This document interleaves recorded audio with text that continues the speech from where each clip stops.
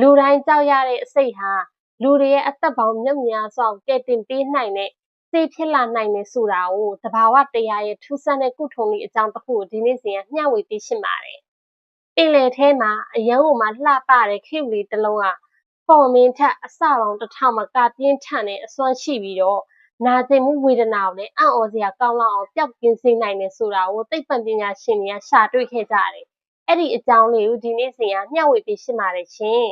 ။ဒါကိုစတင်ပြီးတော့သတိထားတဲ့သူကတော့ဖိလစ်ပိုင်နိုင်ငံသားဇီဝဓာတုဗေဒပညာရှင်ကြီးဒေါက်တာအိုလီဗရာဆိုတဲ့သူပဲဖြစ်တယ်။သူကတော့ငငယ်ကလေးထဲကခရုခွန်တွေစုဆောင်ရတာဝါသနာပါတဲ့သူ။ဒါပေမဲ့သူကဒီခရုခွန်တွေအလှကြည့်ုံတသက်ပဲမဟုတ်ဘူး။ဒီခရုလေးတွေကဘာကြောင့်အစိတ်တင်းရတာလဲဆိုတာကိုဓာတ်ခွဲခန်းထဲမှာနှစ်ပေါင်းများစွာသူကသုတေသနပြုလုပ်ခဲ့တယ်။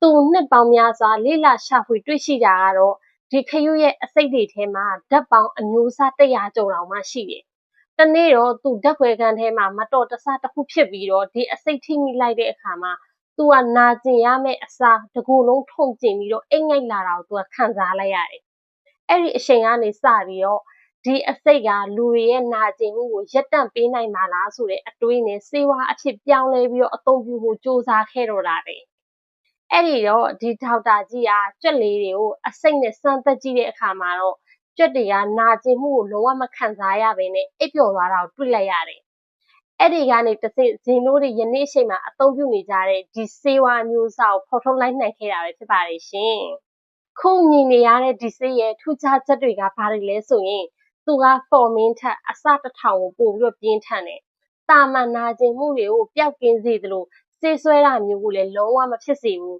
။ကြောရိုးမကြီးကနေတစ်ဆင့်အုံနောက်ကိုသွားမဲ့နာကျင်မှုတွေကိုလည်းသူကအရှက်ပြပြီးတော့တာစီပေးနိုင်ခဲ့တယ်။2004ခုနှစ်မှာအမေရိကန်နိုင်ငံရဲ့ FDA ကဟောဒီဆေးကိုတရားဝင်ပဲအသိအမှတ်ပြုပေးခဲ့ကြတယ်။အခုဆိုရင်ဒီဆေးကကင်ဆာဝေဒနာရှင်တွေနဲ့တခြားပြင်းထန်လုံးနဲ့နာကျင်မှုခံစားရတဲ့သူတွေကိုတောင်မှဒီခရုရဲ့အစိတ်ကနေပြီးတော့ရလာတဲ့ဆေးကသူတို့တွေရဲ့အသက်ကယ်ဆေးကိုဖြစ်နေတော့တာပဲရှင်။လောကမှာအဆိုးရှိအကောင်းဆိုတာလည်းရှိနေစမြဲပဲ။ဒီလိုမျိုးကြောက်စရာကောင်းတဲ့အစိတ်ကနေပြီးတော့လူသားတွေအကျိုးပြုနိုင်တဲ့ဆေးတောင်ဖြစ်သွားနိုင်သေးတာပဲ။ဇင်တို့တွေရဲ့ဘဝမှာလည်းကြုံနေရတဲ့အခက်အခဲတွေကတနေ့မှလည်းအောင်မြင်မှုအတွက်လှေကားထက်တွေလည်းဖြစ်လာနိုင်သေးတယ်။နောက်တစ်ခုကတော့ဒီဒေါက်တာကြီးရဲ့ခရုဖွန်ဆူတဲ့ဝါသနာပဲ။